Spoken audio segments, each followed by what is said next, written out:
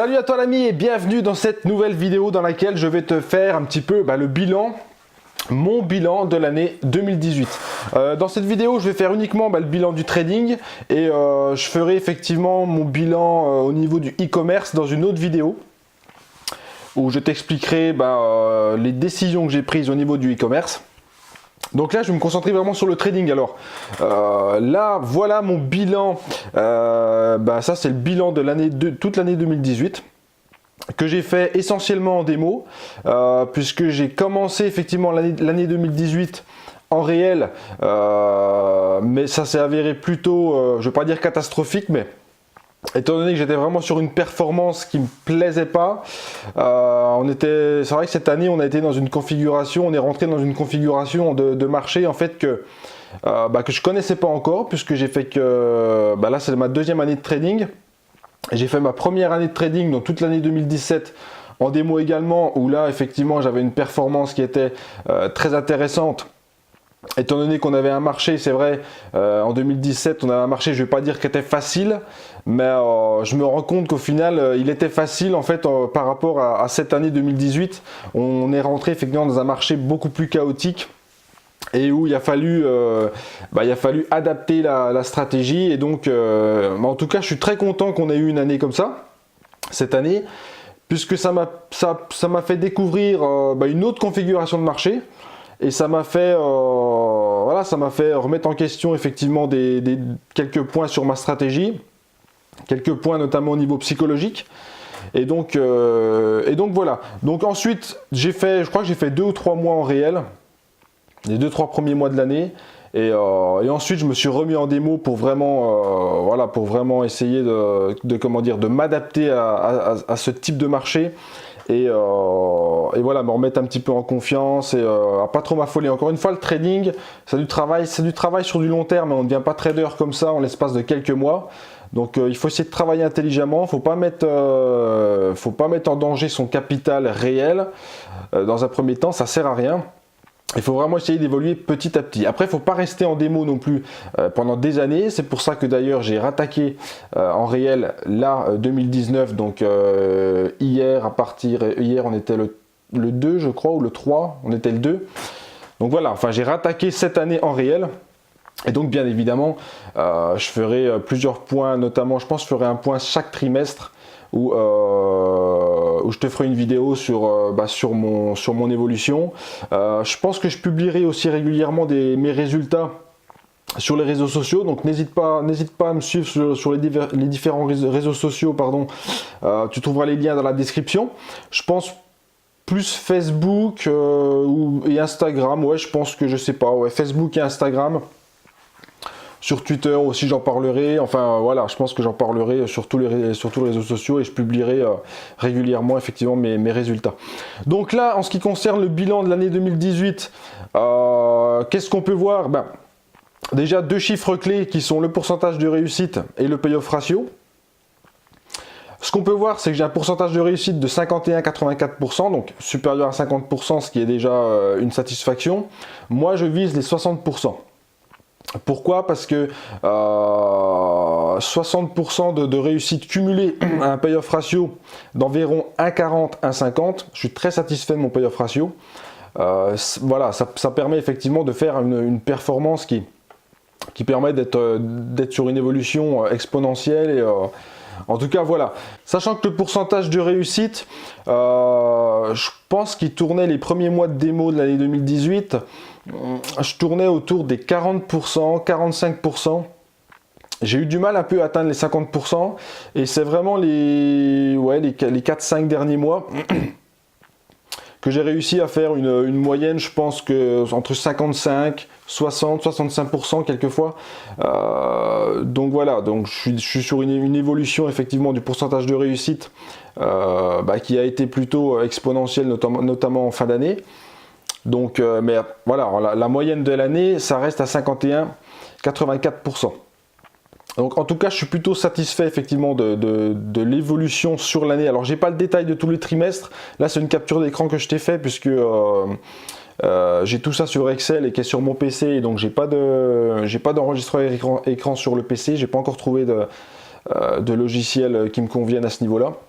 D'ailleurs, si tu as une idée, encore une fois je change de sujet complètement, mais si tu as une idée d'un logiciel qui peut me permettre, qui est intéressant et qui peut me permettre effectivement de faire des enregistrements vidéo sur PC, Windows, et pas trop cher de préférence, n'hésite pas à mettre tes idées dans les commentaires. J'en serais ravi. Donc ensuite, voilà, donc le payoff ratio, comme je te l'ai dit, je suis très content. Pourquoi? Parce que je tourne en moyenne à 1,42. 1,42, il y a eu des fois, voilà, c'était peut-être un peu moins. Il y a eu des fois, ça tournait à 1,50, des mois à 1,50, 1,55. Donc je suis très satisfait, puisque mon objectif, il est de rester en moyenne à 1,50. Ce qui veut dire qu'en moyenne, je gagne 1,5 fois plus que ce que je perds en moyenne. Donc ça, c'est très satisfaisant. D'ailleurs, on le voit ici, gain moyen 7,94 et perte moyenne 5,58. Donc mon objectif pour cette année, ça va être de maintenir ce niveau-là en ce qui concerne le payoff ratio. Le payoff ratio, si vous voulez maintenir un payoff ratio, en fait, pour travailler ce chiffre, il va falloir travailler sur la tenue des positions. On n'est pas sur le pourcentage de réussite où il va vraiment falloir travailler la sélectivité et travailler vraiment sur les titres à potentiel et justement éviter tout ce qui est les trades un peu moyens, tout ça. Donc voilà, pour travailler le pourcentage de réussite. Et pour améliorer effectivement le payoff ratio, on va vraiment travailler sur la tenue des positions.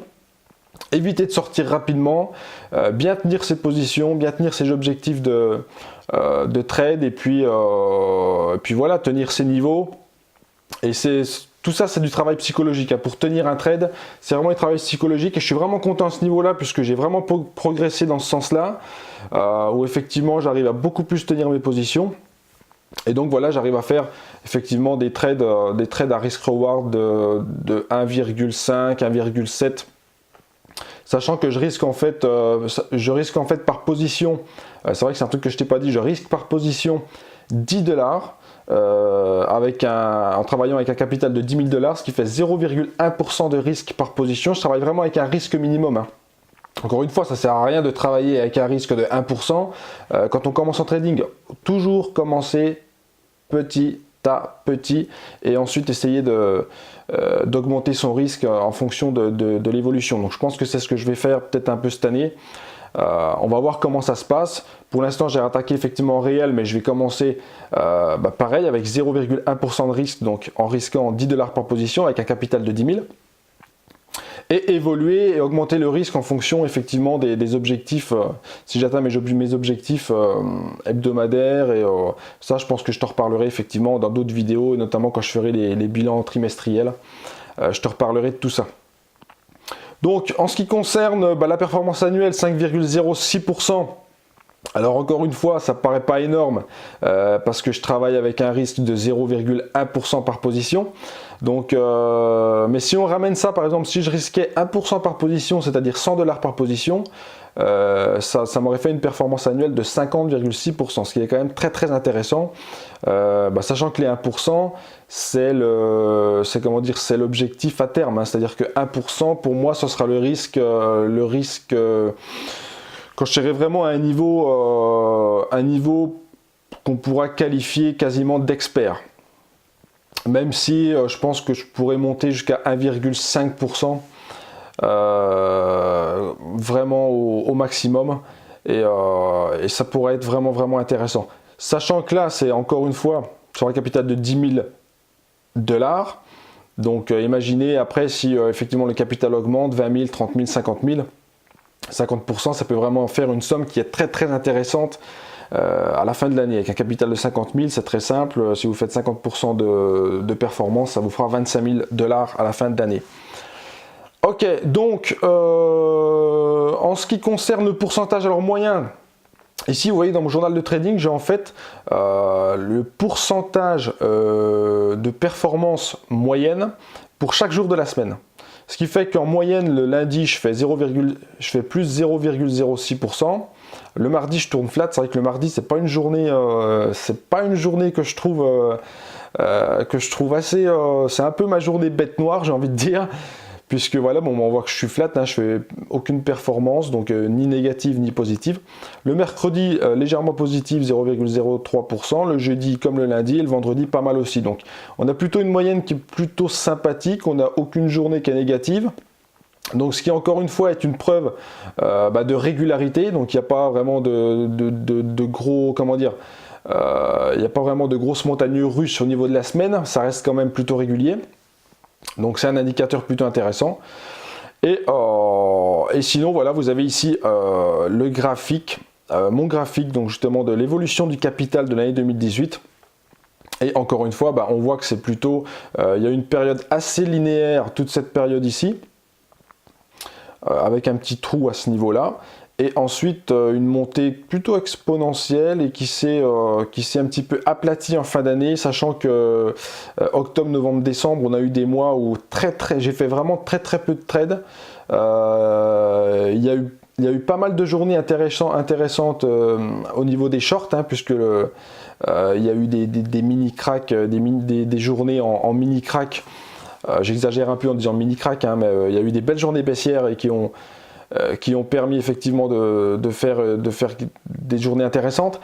Mais sinon, à côté de ça, il y a eu énormément de journées où aucun trade n'a été pris.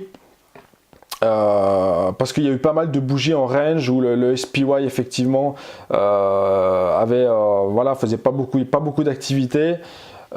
Plutôt un marché attentiste effectivement en fin d'année 2018, et donc c'était un petit peu compliqué. En début d'année, écoute, on va voir ce que ça donne, hein, mais là j'ai fait la première journée de l'année hier, aucun trade, pareil, rien de très intéressant. Alors d'autres effectivement traders qui ont d'autres stratégies vont peut-être me dire qu'effectivement il y a eu des trucs intéressants effectivement pour les scalpers, tout ça. Moi en ce qui concerne ma stratégie, j'ai pas eu de setup très intéressant, du moins assez intéressant pour être risqué. Donc voilà en ce qui concerne mon bilan de trading. Alors encore une fois, je vais te faire cette année, donc je rattaque en réel cette année, je vais faire effectivement une publication de résultats, je verrai si je fais tous les jours, je pense que je vais faire tous les jours, les résultats de tous les jours, comme ça au moins ça sera clair, sur les réseaux sociaux. Et puis, sauf les journées où je fais rien, bien entendu, espérons quand même que ça bouge un petit peu et puis qu'on ait matière à travailler. Et donc, voilà, donc je t'invite fortement effectivement à aller t'abonner, notamment page Facebook. N'hésite pas à aller me demander en ami d'ailleurs. Mais sinon, j'ai ma page Facebook professionnelle Stéphane VBVL. N'hésite pas non plus à aller aller me suivre sur Instagram, Twitter également, et comme ça tu seras au courant effectivement de tout ce qui est de toutes mes performances et de tous mes résultats sur l'année. Effectivement, petit à petit. Qu'est-ce que je voulais dire d'autre? J'ai écrit aussi un e-book sur les 6 erreurs et notamment les 6 aspects psychologiques que j'ai découvert effectivement qui sont très importants. Effectivement que j'ai découvert sur mes 2 premières années de trading et que j'ai réussi à retravailler pour améliorer mes performances. Ces 6 aspects psychologiques, je les ai récapitulés dans un e-book que je vais mettre à disposition très prochainement. Je te mettrai le lien sous cette vidéo, je te mettrai le lien effectivement sous les prochaines vidéos. Je ne peux pas te dire exactement quand est-ce que je vais le rendre disponible en téléchargement, effectivement totalement gratuit, hein, c'est vraiment un e-book que je vais offrir. Et qui te permettra effectivement de prendre conscience si tu débutes en trading, si tu es encore dans tes premiers mois de trading et dans tes premières années de trading même, et si tu as encore effectivement, tu sens que tu as encore des blocages psychologiques, tu as des blocages au niveau de ta performance et tu sais pas forcément d'où ça vient, je t'invite fortement à lire cet petit book là. Donc je le rendrai disponible effectivement sur mon site, sur mon blog vivrebienvivrelibre.com. Et donc téléchargement effectivement absolument gratuit, tu auras juste à rentrer ton email et je t'enverrai le e-book directement par mail et tu pourras effectivement regarder tout ça et j'espère en tout cas que ça t'aidera au niveau psychologique et je pense effectivement que ça t'aidera à prendre conscience de certaines choses qu'on ne prend pas forcément conscience, que moi j'ai eu du mal à prendre conscience, et une fois qu'on prend conscience de ces biais psychologiques, hein, on peut appeler ça des biais psychologiques, eh ben on peut enfin travailler dessus. Et je peux vous garantir que votre performance, elle s'en ressent directement. Donc, voilà pour ce qui concerne l'e-book. Qu'est-ce que je voulais dire d'autre? En ce qui concerne mon journal de trading aussi également. Le journal de trading, je vais mettre en place aussi effectivement un fichier, enfin le fichier que j'utilise, mais que je vais peut-être mettre en forme un petit peu plus, ce soit un petit peu plus ludique, et que je vais vendre effectivement, donc sûrement via une page de vente, via le site vivrelibre.com. Je pourrais pas effectivement te le laisser gratuit, tout simplement parce que c'est un journal de trading qui m'a pris des jours et des jours à tout automatiser. Je te ferai vraiment une page de récapitulatif avec sûrement une vidéo où je te présenterai le fonctionnement du journal de trading, mais j'ai vraiment fait quelque chose d'entièrement automatisé, c'est-à-dire que j'ai juste besoin à la fin de la journée de rentrer le montant de chaque trade, positif ou négatif. Donc si j'ai fait 5 trades, hop, premier trade, combien j'ai gagné ou combien j'ai perdu, deuxième trade, troisième trade, quatrième trade, cinquième trade, etc. Et ça tous les jours, j'ai juste à rentrer effectivement le résultat de chaque trade. Et ensuite ça m'automatise tout ce qui est les chiffres clés comme la probabilité de succès, voilà, le nombre de trades gagnants, le nombre de trades perdants, le total. Ça c'est la feuille du bilan. Il y a aussi effectivement, j'ai une feuille en fait que j'ai mis par trimestre. Donc premier trimestre, deuxième trimestre, troisième trimestre, quatrième trimestre, qui sont que tu as aussi effectivement le même genre de chiffres, qui sont récapitulés par trimestre, et tu as ensuite à la fin le bilan donc des 4 trimestres, donc le bilan de l'année avec le graphique, un graphique que tu as aussi pour chaque trimestre pour suivre effectivement ton évolution pour chaque trimestre, et dans le bilan tu as effectivement tous les chiffres et tout le récapitulatif de l'année et la globalité de ton année. Mais encore une fois, je te ferai quelque chose, je te reparlerai dans d'autres vidéos, je vais sortir ça je pense début d'année très prochainement, et en tout cas on verra, je t'en reparlerai. Mais ce journal de trading, je peux te garantir qu'il te fait gagner un temps énorme, et tu as vraiment tous les chiffres clés, tout se fait automatiquement. Donc je te ferai une vidéo, je te présenterai tout ça et tu verras que c'est quelque chose quand même je suis quand même très très fier de ce journal de trading, c'est pour ça que j'ai envie de le partager. Mais encore une fois, je peux pas le laisser gratuit, c'est quelque chose qui m'a pris des jours à mettre en place. Donc encore une fois, je pense que c'est compréhensible. Voilà pour cette vidéo. Donc comme je t'ai dit, je te fais une autre vidéo pour te parler donc mon bilan au niveau du e-commerce. Donc je te souhaite une bonne journée et je te dis à bientôt dans une prochaine vidéo. Bye bye.